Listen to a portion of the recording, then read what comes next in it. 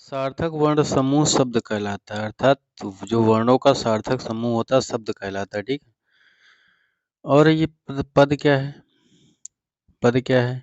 जब कोई शब्द वाक्य में प्रयुक्त होता है तो उसे शब्द न कहकर पद कहा जाता है। अर्थात जब कोई शब्द होता है जो वो वाक्य में प्रयुक्त होता है उसे शब्द न कहकर पद कहा जाता है। हिंदी में पद कितने प्रकार के होते हैं? 5 प्रकार के होते हैं। तो हिंदी में पद कितने प्रकार के हैं? 5 प्रकार के हैं। कौन कौन से? संज्ञा, सर्वनाम, विशेषण, क्रिया और अव्यय।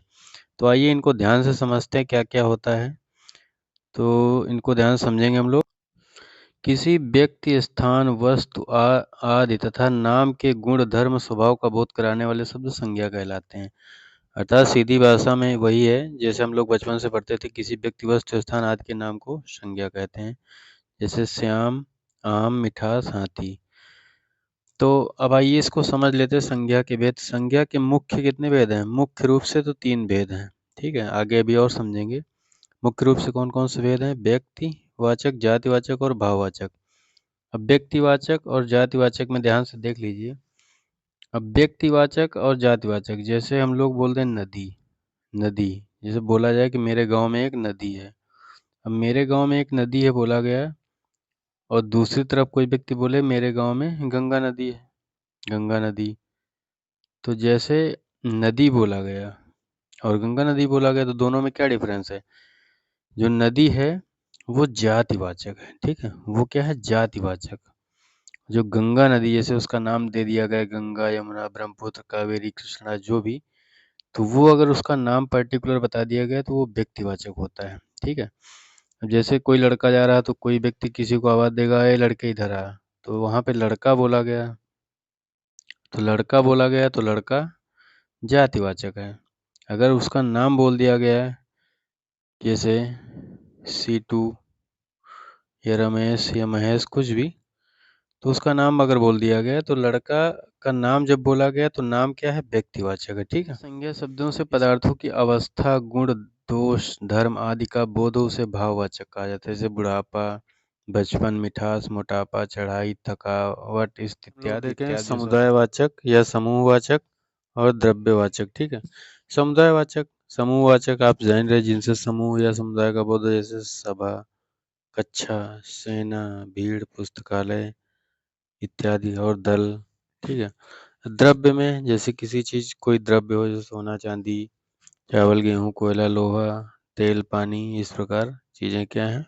द्रव्य हैं। ठीक है, आगे और देखेंगे। अब क्या है, जैसे दास, दास से दासता बन गया, तो ये क्या? जातिवाचक संज्ञा से क्या बना रहे हैं हम लोग? भाववाचक संज्ञा।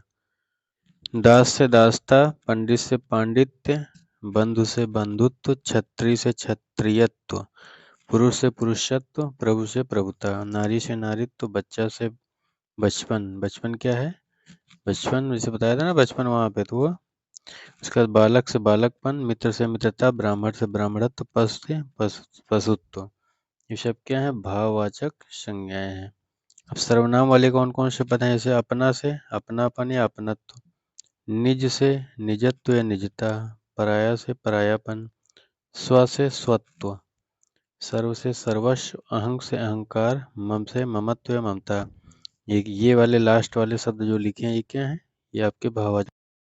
विशेषण देखो, मीठा से मिठास बना, तो मिठास क्या है? आपका भाववाचक संज्ञा है। चतुर से चातुर्य, चतुराई, मधुर से माधुर्य, सुंदर से सौंदर्य, सुंदरता, निर्बल से निर्बलता, सफेद से सफेदी, हरा से हरियाली। इनको लिख लीजिएगा।